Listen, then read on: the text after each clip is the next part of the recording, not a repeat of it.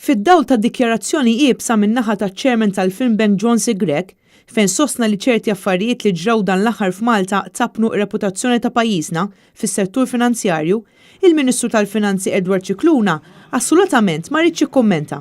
Mistoqsim minn Net News għar-reazzjoni tiegħu, Cicluna ma rrid jgħid xejn. John C. Grech qal f'intervista li reputazzjoni ta' pajjiż qed tmur lura f'dol aħħar snin.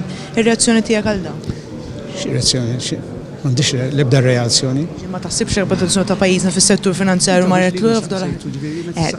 L-opinjoni tiegħek. Jiena meta saqsu li qatt li għandi ngħid. Saqsu l-John Grech jgħid tiegħu, jekk tistaqsu lill-bankiera jgħidu tagħhom. Huwa ċar li Edward Cicluna ma jinteressax minn dak li qed jgħidu l-esperti fis-settur bankarju. Dikjarazzjonijiet ta' tħassib li waslu anki mill-kap eżekuttiv tal-HSBC Andrew Bini. F'intervista mal-Gazzetta l-Mument, John C. Grech qal li pajjiż li jkollu reputazzjoni ħażina issirlu ħafna ħsara u l-unika soluzzjoni tkun li kulħadd jerfa' r-responsabbiltà u jġib l-interess tas-settur qabel kull ħaġa oħra. Intant, waqt attività oħra li saret it-tnejn, l-istess Ministru qal li l-iskandlu tal-Panama Papers kien sar parti mill-istorja. However, it's all history now.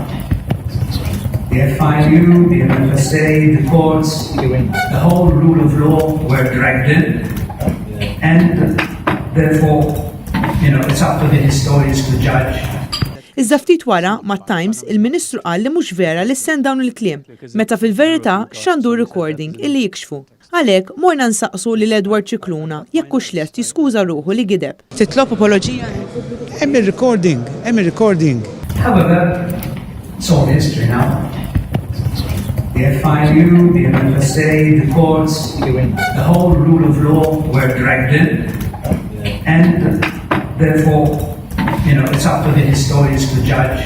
Maċ li l-Panama hija storja. Din ikkonferma fejn Ministru tal-Gvern inqabad jikdeb fuq skandlu li fl-aħħar mill-aħħar kien parti mill-ħsara li qed issir lil pajjiżna u li tappan ir-reputazzjoni ta' Malta.